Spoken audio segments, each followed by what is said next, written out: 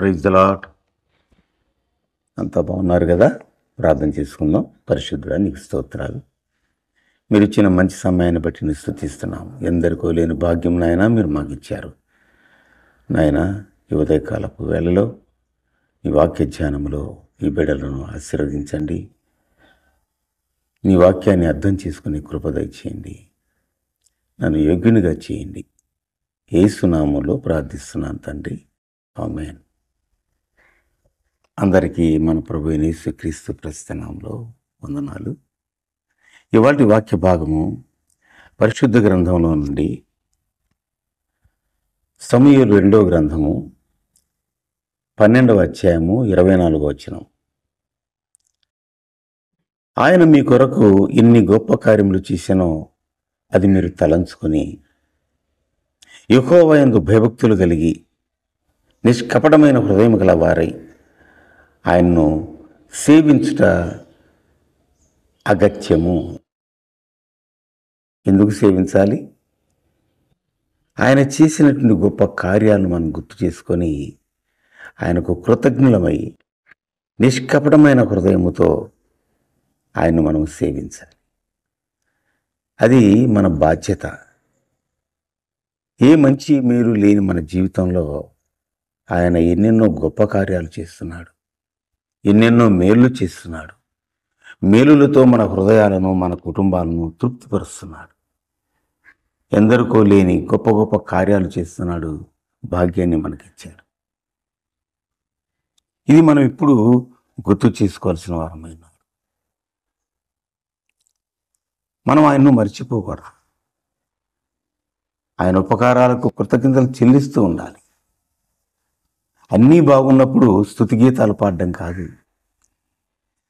మన కష్టాల్లో కూడా ఆయన గుర్తు చేసుకొని ఆయన స్తుతించగలిగితే విజయాలు ఇస్తాడు.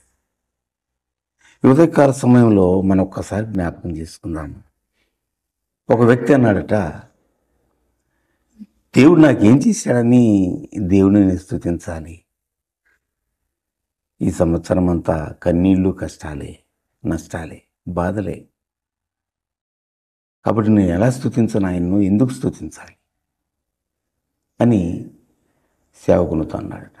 ఆ సేవకుడు అన్నాడట, అవునా, మరి ఎందరెందరో ఈ లోకాన్ని విడిచిపెట్టిపోయారు, నువ్వు బ్రతికే ఉన్నావుగా, దానికైనా ఆయన స్తుతించు అన్నప్పుడు ఆయన నోట మాట రాలేదు. నిజమే, ఎంతోమంది చనిపోయారు, నేను బ్రతికే ఉన్నాను అని తలదించుకున్నాడట. క్షమాపణ చెప్పాట దేవునికి.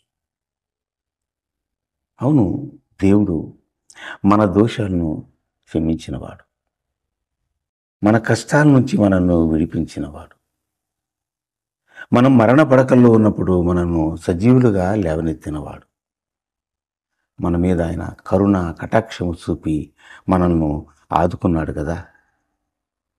మనం కృంగిన వేళలో ఎవరు ఆదరించారు? ఆ ప్రభువే కదా మనల్ని ఆదరించింది. ఇవన్నీ నీకు గుర్తు రావట్లేదా?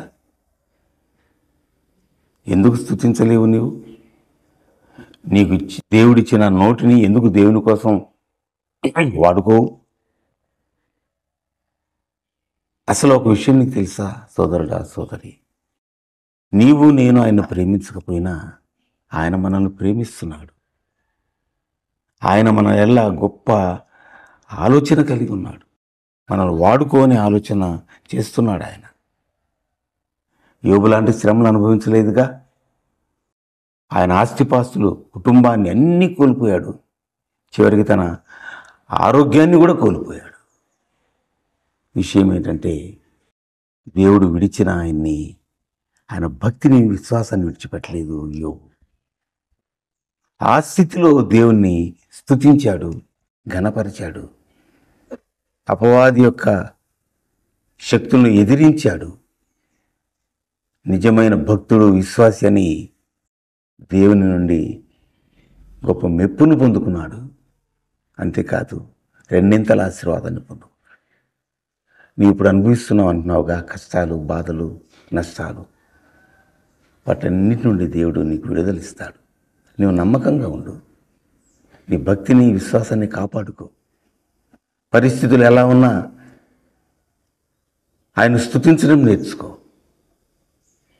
స్తుతి నుండి నీకు శక్తి అనుగ్రహిస్తాడు దేవుడు. దావీదు భక్తుడు అంటాడు 103వ కీర్తనలో, నా ప్రాణమా యెహోవాను సన్నుతించుము, నా అంతరంగంలో ఉన్న సమస్తమా ఆయన పరిశుద్ధనామమును సన్నుతించుము. నా ప్రాణమా యెహోవాను సన్నుతించుము, ఆయన చేసిన ఉపకారములలో దేనిని మర్చిపోకు, దేనిని మర్చిపోకు. కృతజ్ఞత కలిగి జీవించు. దేవుడు నేను అధికంగా ఆశీర్వదిస్తాడు. నీకు గొప్ప విడుదలిచ్చి విజయముతో సంతోషభరితం చేస్తాడు. ప్రభు అటు కృప వింటున్న ఈ బిడ్డకు దయచేయమని, నీ నామానికి మహిమ తెచ్చుకోమని, వీరికి సంపూర్ణమైన సంతోషము, సమాధానము పరిశుద్ధాత్మ దేవుడా ఈ బిడ్డల్లో ప్రవేశించి అనుగ్రహించమని ఆ ప్రభు పేరట నేను కోరుకున్నాను, ప్రార్థన చేసుకున్నాను. ప్రభు నీకు స్తోత్రాలు. ఈ బిడ్డలను మీరు దర్శించని ఉదయకాల సమయంలో మనసులో ఉన్నటువంటి ఆ యొక్క బలహీనత నుంచి, నిరసత్వం నుండి, అవిశ్వాసం నుండి విడుదల కలిగించు ప్రభువా. ఈ బిడ్డలకు గొప్ప విశ్వాసం దయచేయండి. నీ ఎడల కృతజ్ఞత బుద్ధి పుట్టించండి. నేను స్తుతించే మనసు దయచేయండి. మరొక్కసారి నీ ఉపకారాలను జ్ఞాపకం చేసుకొని నీకు మహిమ తెచ్చే బిడ్డలుగా చేయమని, ఈ బిడ్డలను దీవించమని, ఈ బిడ్డలను ఆశీర్వదించమని నీ చేతిలో ఈ బిడ్డలను పెట్టుకుంటూ యేసు నామంలో సకల ఆశీర్వాదాల కారణభూతుడైన యేసు నామంలో ప్రార్థిస్తున్నాను తండ్రి. ఆమేన్. God bless you. Praise the lord.